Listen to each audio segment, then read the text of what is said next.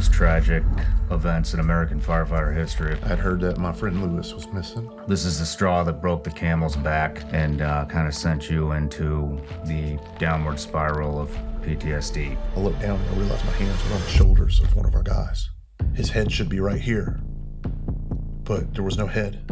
What eventually ended your career in the fire service? We certainly weren't expecting any of that. Often referred to that as a death trap. When did you decide to put the bottle down? It was something as simple as, how do I want to view my world? The word is perspective. So, the Sofa Super Store fire, which claimed the lives of 9 firefighters, and is one of the most tragic events in American firefighter history, if I'm not mistaken.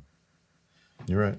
And you were a part of that, and you responded to that, and you mentioned that this changed your life forever, and out of all the traumatic events that you've witnessed and been a part of, this is the straw that broke the camel's back and kind of sent you into the downward spiral of PTSD. And then also, I did a lot of research on this too, and it seemed to be a very controversial incident, and a lot of lessons learned happened from it, and it seems that the men, like yourself, that survived it are considered legends in the community. But I wanted to, before we get going on that, I kind of want to put everybody in the mindset of how horrific this was. So I want to roll the tape.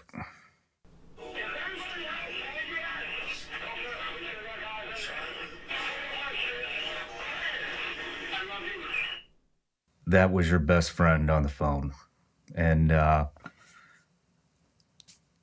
telling his wife that he loved her, and I really just want to set the tone on how fucking serious and tragic this was. The day started for you at a memorial golf tournament, and I'd like to start from right there. Yeah.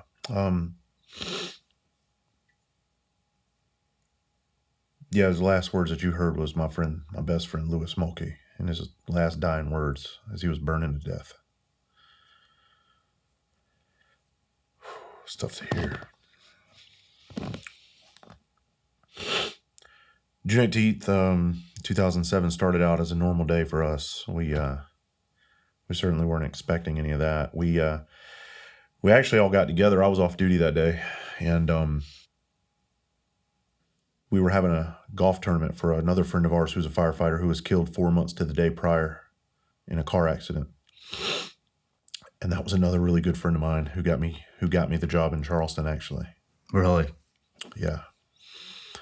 He was one of my other best friends. I mean, it is so paying homage to him, trying to raise some money for his family at a golf tournament, and we're doing what firemen do, and just like what SEALs do when y'all get together, and cops do when they get together. We get drunk and we have a good time, and that's what that golf tournament was about. But by the end of the day, you heard the tapes. That's what we were all thrown into, and at the end of the golf tournament, we everybody's phones kind of started ringing, and we were all told the Sofa Super Store is on fire, and we all knew that was a horrible place to have a fire. We often referred to that as a death trap, if that's one of the calls we ever had to go on, because we, as firefighters, you pre-plan buildings. That means you find buildings in your area and that could possibly be a threat or be very bad. So you had to kind of strategically plan how you would face this monster in the event that would happen. How many buildings were like that in that city? Tons of them. Tons of them? Yeah, I mean they're everywhere. It's just old furniture store. It's actually an old grocery store that was converted into a one-story furniture warehouse. I mean, so it was a huge, like a 100-something thousand square feet. Don't quote me on the square footage, but it was a big showroom, and then it had a big storage facility behind it, and that's where the fire started. So when we found out that building was on fire, we all got in our cars and just went. What were you thinking on the way there?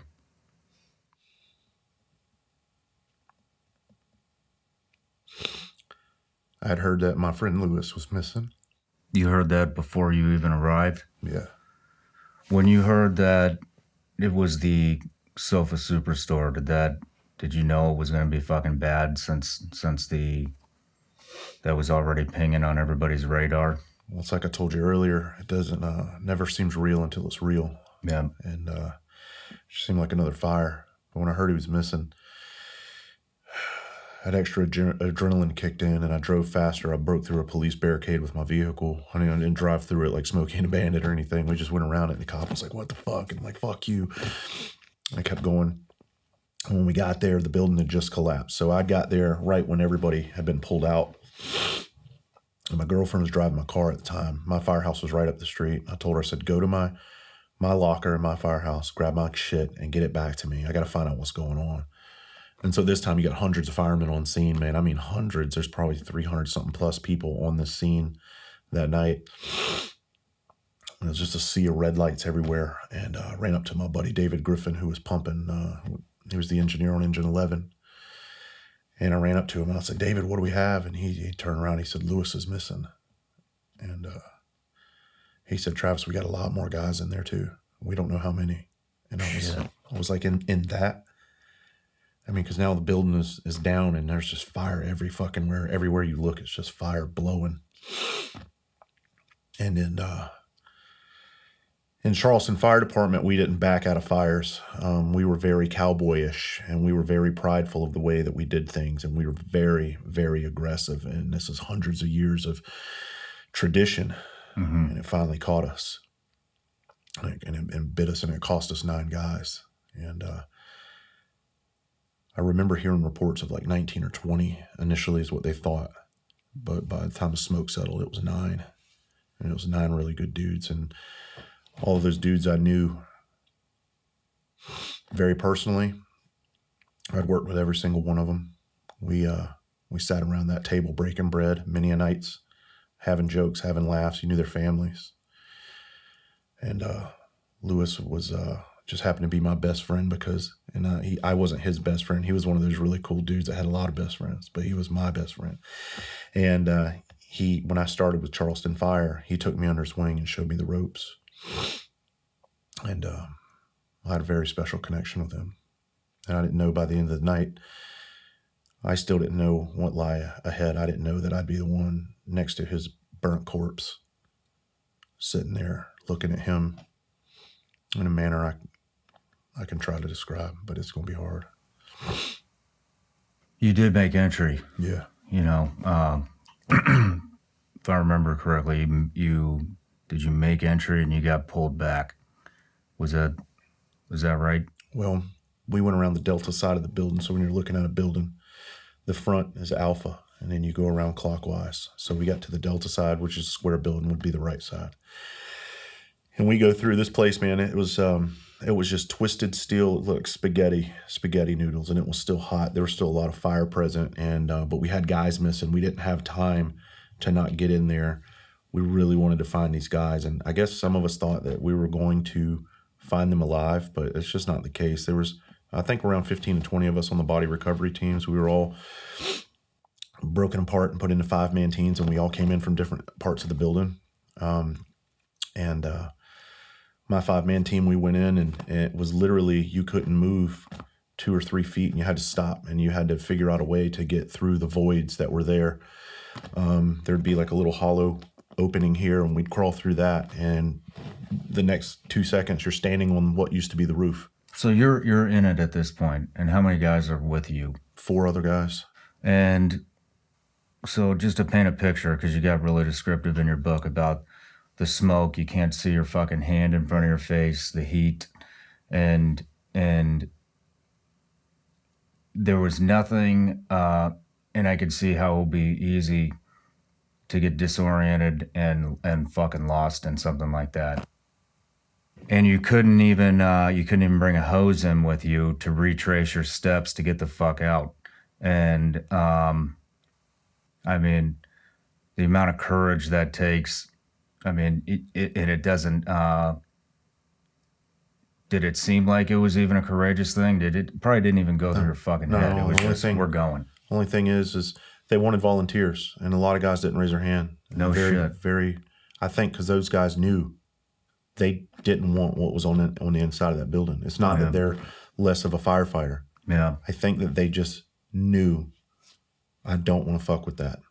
Yeah. And we're here to do whatever we got to do. But there was a select group of us that did. And I certainly, often say the worst decision I ever made was going inside of that building that night. But the best decision I've ever made in my life was going inside of that fucking building that night and carrying them all home. And it didn't seem like anything courageous. It's just what needed to be done. Our guys are down. We got guys down. We got to do what we got to do. Let's push forward and go get it. So we didn't even have fucking air packs on our back because they were all used. Yeah. So we're choking on smoke, and we have what we call flash hoods. The firefighters have flash hoods, and when you put your face piece on, you pull your flash hood up, and it protects the skin right here. It protects your neck and your ears. So we're choking on smoke, literally gagging on black smoke, and you can't see. There's and you're crawling next to big flames, fires, and they have ladder companies dumping water on top of us. And in a normal fire situation, you would never be operating inside of a fire when you have tower units raining water down, because they're just so powerful. It could hurt you. It could injure a firefighter, blow debris on them. It could push fire on top of them and kill them. But we had no choice. We had to go in. We had to do what needed to be done. And it seemed like it took a long time to get to them. And once we started finding them, you would hear a team shout out, "Hey, I got somebody," and we would do the same. And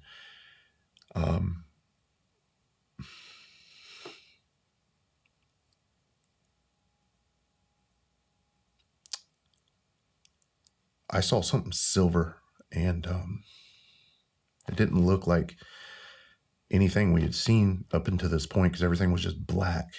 And then I saw something, and I went over to investigate what it was. And it was by myself. And I crawled up there on my hands and knees. And I started looking at this thing. And I say it in my book, I was turning my head like a curious dog, trying to figure out what the fuck is this. And I realized that it was an air pack of one of our guys. And it was we wore silver Scott air packs, and it had busted open. It didn't look like an air pack. It was like filleted open. And once I realized what it was, I had my hands. I looked down and I realized my hands were on the shoulders of one of our guys, and we wore black gear. It just looked like a pile of black shit, like debris. And then when I realized that, I pushed back, and I looked down, and I realized these were his shoulders. That's his back, because the pack is on his back. So his head should be right here. But there was no head. There was nothing. It was there was just a couple of teeth. There was no helmet. There was no skull. It was just teeth. Jesus. And I looked down at the opening. There was an opening, and there's a spinal column sticking out. And I just when it got real for me, and I realized, because I'd been to calls where we had burned up kids on Christmas. I've seen burned kids. I've been to burnt people many times, but Nothing hit like that one. no. I realized right then, whoever's in here is dead. Whatever count that they have on the outside, every one of them's fucking dead. And I knew Lewis was in there, and we had no way to tell who was who. It's one thing when you got a dead body there that you can recognize, but when you know it's one of yours and you don't know who the fuck it is. So what we had to do is we were tasked with not moving the bodies and just trying to identify them the best way that we could without doing too much. And what the coroner was going to do after all the smoke cleared was come in and GPS them and locate where their bodies were. So that's what we did. So this one individual, Captain Billy, was a really good dude. He'd been in fire service 30-something years. He was off engine 19. And we ended up pulling his fire pants down, and his wallet was in his pants. And we opened it up, and we saw his his driver's license with his credit cards, man. And it was just like, God damn it. It's one thing when you're working with dead people and you have no relationship, you don't know them because it's not real. Yeah. You go to these things and it sucks. It fucks with you from time to time, but it's not personal. This is personal. Yeah. There's no get back like we talked about. And you're just like, what the fuck do I do? So, but we got a job to do, man. And we can't sit around too long. So we got to find more of our brothers. And then we go not too far away and stumble on another one. Cause at this point, smoke's starting to lift a little bit more. As the fire got knocked down and, we found Mark and, he was face down. I rolled him over. His hands were in front of his face, and it's almost like he saw the flashover that happened in that building. It's not a backdraft. That's movie shit. I mean, those things happen, but flashovers happen all the time in fires, and that's when everything reaches its combustible limit at the same exact time, and everything just, all the superheated gases in the building go, and it's just a big ball of fire, and 99% of firemen that are caught in these things die because it's so quick and it's so violent. It's almost like he felt it or saw it and did like this and then turned and fell. His hands were like this, but I didn't know it was Mark. Mark was off of my truck, Ladder 5, and I had a fucking great relationship with Mark. We worked together many times. And so we roll him. And you gotta think your bodies are still hot, man. You can still feel when you're touching them. I'm not wearing gloves at this point, and I had them. I would take them off from time to time, but every once in a while, we'd roll a guy over, and you'd have your gloves off, and you could feel that heat in your hands from their gear, how hot it was, and they were fucking burnt so bad. And when I rolled Mark over, the best description I can give you is we have a plastic face piece right here that covers our eyes, and right here is usually rubber, and it's black. I don't know if you've ever seen an ultrasound of a baby, 3D. That's what his face looked like. It was baked into his mask. Damn. And we undid his coat, pulled his coat open, and we had metal name tags back then, and it had his name right there. And that's how we identified Mark. And we heard other teams yelling out that they were finding guys. And, you know, it sounds selfish and everything, but I was so worried about Lewis. You know, all of these guys were important to me, but this is my dude. Yeah, it's your best friend. And I don't want it to be real. And I want to hurry up and find everybody. And I'm not wishing that it was somebody else, but you can't help but in that moment to be like, please don't be my friend. And the next brother we found was Brandon, my team. We go into this back storage room. It's like one of the only pieces of building that was really left intact. There was a lot of smoke damage, not a lot of fire damage. And Brandon was huddled down in a corner, and his body was just normal. We rolled him out of this corner, and he just had a cut over his eye. And what happened was Brandon ran out of air, but he got away from the fire, but he died from smoke. Damn. And he just looked peaceful, man. And his wedding invitations were in the mail. We're still being delivered everywhere around, and he died that night. He was actually just working for somebody else. He did a buddy shift for somebody else, and it cost him his life. Damn.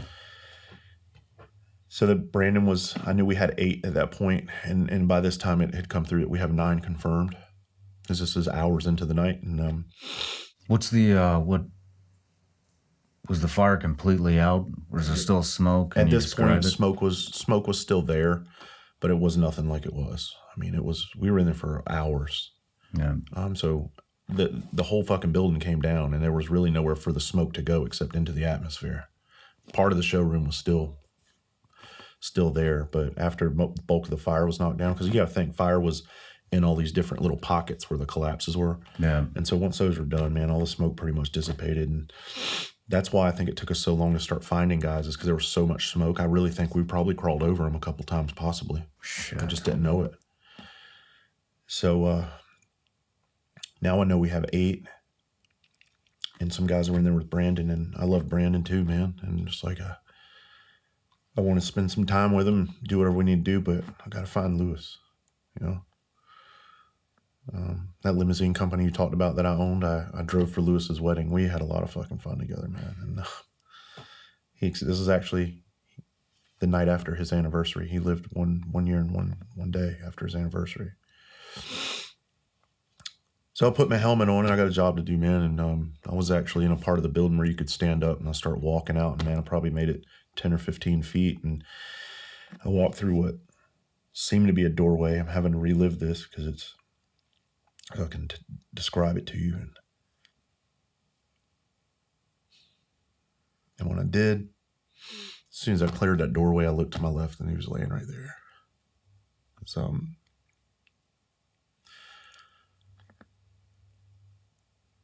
I knew it was him just by looking at his skull, you know. I didn't need confirmation. I knew, because he had a distinct face, and even when his skin is baked off of somebody's face, you can still recognize them, and it's a sick thing to say, but I've witnessed that. And Lewis was on his back, man, and his left leg was underneath his right. His right leg was straight out, and there was a big ass piece of steel across it. And we ended up having to dig that out, but his arms were sticking up in the air, and his fucking sleeves were burnt off. His fire coat, all the skin was burnt off of him, and just his arm bones were sticking up. His radius and ulna, his hands were burnt off, and his head was back, and his eyeballs were burnt out, and the fucking skin was burned off of his face, and his mouth was wide open. And I just got on my knees next to him and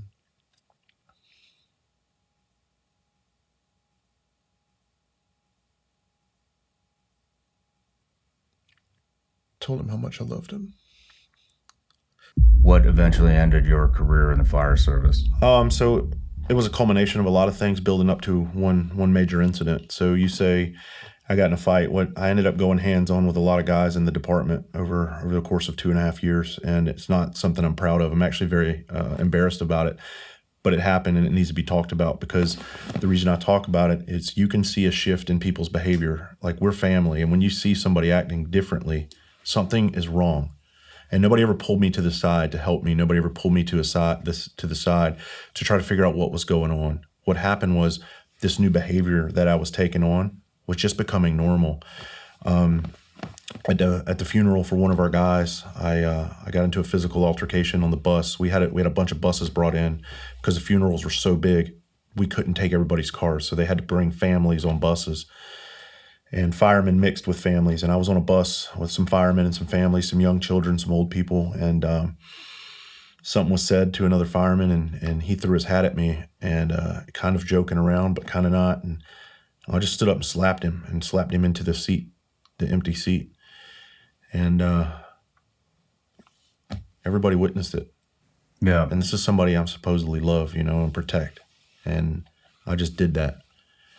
In that event, everybody got up, they left the bus, and I was kind of alone on the bus after that. And then after that was more of the same. I got into physical altercations at the training facility where I assaulted one of our guys that needed help.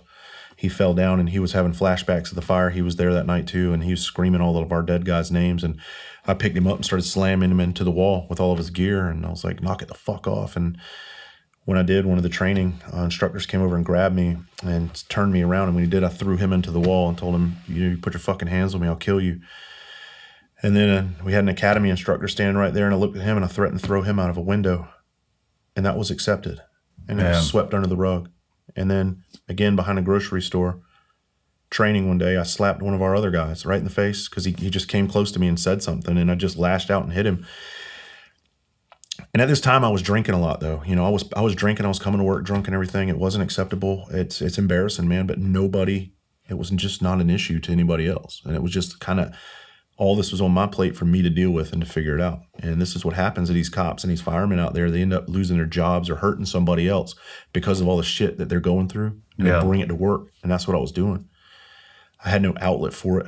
The straw that broke the camel's back for me was, I came to work one day, my house engine 10 ladder 5, and we had a new guy in our house, and he put his coffee cup on our dead guy's monument, and it pissed me off. I went over there and I grabbed it and I shattered it on the ground, and I opened the door and told him if he wants his cup, it's in 1,000,000 pieces, and if he does it again, I'll fucking kill him. And those are the words that I use, and that's how I truly felt. Yeah. And when I said that, one of my other good friends said, "Why are you being such an asshole?" And when he did, I took that as him defending the new guy's actions and not defending our guy's honor. Yeah. And I told him if he says another word to me, I'm going to kill him too in a minute. and he said something to me. And at that time, a bomb was lit inside of me, and the fuse was about that fucking short. And when he said what he said, it's like somebody poured gasoline on that fuse, and then the bomb ignited. And to this day, I can't tell you what happened because I completely lost it and I blacked out. And I just remember being outside with my captain shaking me, and I'm crying. And he just pretty much told me that I'd assaulted my entire firehouse, and the cops were called and they were on the way to arrest me. Do they offer any help at all, the department? Man, I can't. So our department did the best they could with what we had at the time. We'd never, in the fire service, there had been other incidents, but not like this magnitude, I guess. Yeah. And so it was kind of like a free fall to trying to figure out the best way to help guys. And they came up with some counselors really quickly. I don't know the timeline on it, but they wanted guys, hey man, we got these counselors for y'all to go talk to. And of course, me being alpha male like I am, I'm like, fuck them. I was like, these motherfuckers, they've never looked at their friends like we have. They've never fucking held dead babies in their fucking arms. They've read books. Who the fuck are they to tell us how to feel and how to be? Yeah. And that was the problem. Because looking back, that was the worst fucking thing I could have ever done. I hurt myself with that mentality, and I hurt other guys around me because I would tell them to, if you go talk to anybody, you're a fucking pussy. And that's one of the biggest regrets I have, because I talk about being a coward, and it's not easy to say that. That's me being a coward. That's me being too manly, too macho, and having too much of a fucking ego to accept the help that is available to us. We had people, licensed professionals, who would listen to us. Maybe had I listened to them, I wouldn't have fucking shoved a gun down my throat and pulled the fucking trigger. Maybe if I listened to them, I wouldn't have burned my entire fucking inner circle down to the ground, you know? But I wouldn't even give it a chance because I was too macho of the culture that I had been exposed to my entire life. And that's what I speak on now. I speak about how we're killing each other with this suck it up mentality because it's bullshit. Yeah. I understand it. Suck it up. We have to deal with certain things. But there's nothing wrong with, hey, suck it up while we're doing this. We got a job to do. Let's go get our guys. And then when we come back, if it fucking bothers you, let's talk about it. Because there's nothing wrong with me and you being completely human and not being okay. It's okay to not be okay. And that's what I'm trying to instill in when I speak at conferences and everything. It's okay. Doesn't make you less of a man. Fuck, it makes you more of a man. It's worth me doing that if it reaches one fucking person in our community or even outside, and it helps them become a better mother, father, husband, wife, child, whatever. If it helps them realize that they need help and they can go get the help they want, then fuck it, I'll relive it, because that's what we do. Yeah. We lift people up. We don't fucking help bring them down. And I got caught in this vicious cycle of bringing people down because I was so fucked up for so long. When my whole world crumbled down on top of me right after that, when everything just started eating shit around me, I fell into the victim mindset. And it was the whole why me, why me, why me? Why have I been exposed to all this? Why have I experienced this? I got scared to go to fucking sleep at night. I would cry alone, away from my wife. I would be in another room crying because I was afraid to go to fucking sleep because of what was coming for me in the middle of the night. I knew it. Yeah. And I would hide that. And I'm not ashamed of that anymore. How long did it take you to be able to talk about that? Long time, many years. To talk about it the way that I talk about it now. Yeah. Long time, fucking decade. I tried later on in life to talk about it, and I'd shut down every time. I just couldn't do it. Yeah. But I realized at some point that my experiences may help other people too. And by me speaking about it, it may help me as well. And that it did. And that's why I do now. I always say, when you're in a place that makes you sick, you can't get better. It's like a cancer patient testing cigarettes for Marlboro or whoever. You're only going to get sicker. I tried to stay. I hung on tooth and nail, man. But I realized when I realized I had problems and something needed to change, when I finally, because people ask me, what made you reach out for help? Yeah. You know, and it was me sitting in my living room, dry firing a weapon in my mouth while I'm choking on the weapon, with the barrel down my throat, with slobber and drool all over it, and my tears running down my face, and a bottle of whiskey next to me. And then I load it, and then I go to pull the trigger, and I stop right where I thought it would go off. And luckily, I stopped prior to it going off, and I knew right then I needed help. So I got the help. But it wasn't in time. But yes, to answer your question, when I got away from the fire department, things started drastically changing for me. The anxiety, I always had the nightmare shit. I still do. But that rage inside of you, it calms.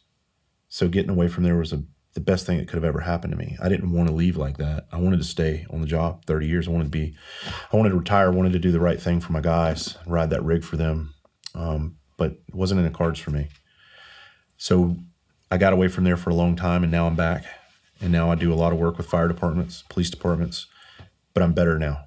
And I'm with them at a different capacity now, so I'm not completely immersed in it all the time. I can step away from it. Yeah. Yeah. When did you decide to put the bottle down? That's the day after our wedding in 2012. No shit. Yeah, man, I got so fucked up at our wedding that my poor wife, she had to eat cold grits with the cab driver that took us to our hotel because her husband was passed out upstairs. Oh shit. Yeah, a great first night together. Oh shit. Nah, but I had been thinking about it for a while. That was just, for me, that was just the thing. I woke up the next morning and I said, man, I don't ever want to touch this stuff again. And I haven't. Cold turkey. Yeah. Done. Yeah, I looked at it and I started looking at, if I'm ever going to get better, it's going to be a long road to hoe. But I need to look at the things I can control right now that are not helping me.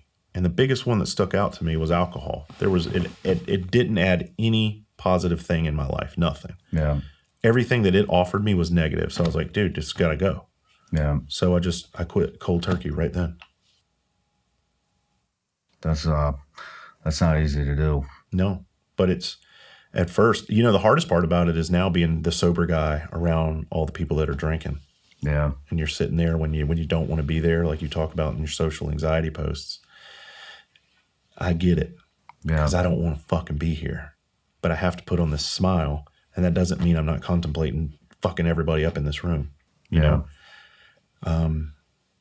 But it's just something I've had to learn to accept and deal with. And I'd rather have that than going back home with that bottle and putting myself in a position to not be here anymore. Yeah. Well, for everybody that's listening who is from, the fire service or military or police who's fucking drowning themselves in a bottle right now, and there's a lot of them. I mean, how fast after you quit drinking did that acceleration start to get you into a better mental state? And I'm sure your business fucking started taking off too at that point. Well, honestly, I'd love to tell you it was lightning fast, but it wasn't. It was a culmination of things because I was so fucked up. The biggest hurdle I had yet to face was ownership and acceptance of everything. Yeah. And I always was asking why, and I became the victim of like, this only happens to me. Why me? My life is in such a horrible spot. Even though I wasn't drinking, I still had that mentality, and that's never who I was prior to all of this. I was a very positive, upbeat guy, but this thing does something to you. It rewires your brain, and you have to be your own surgeon and go in and fucking reconfigure the wire. It took years of me going in and trying to rewire until I finally fixed it. And it wasn't until last year when I realized what it was. It was something as simple as how the word is perspective. Something as simple as perspective. How do I want to view my world? Do I want to look at it through this victim, feeling bad, horrible, fucking poor me lens? Or do I want to look at it from a standpoint of, look, you have this beautiful life. You have these horrible experiences, yes, but you can do something with them for the greater good. And you can make a positive impact on people with what you have experienced. And so I chose that. And the second I chose that, it was like a light switch. Well, how the fuck did that come to you? That's funny you ask. It came to me sitting in my car with a gun in my hand, ready to blow my brains out for the second time. No matter where you're watching Sean Ryan Show from, if you get anything out of this, please like, comment, subscribe, and most importantly, share this everywhere you possibly can. And if you're feeling extra generous, please leave us a review on Apple and Spotify podcasts.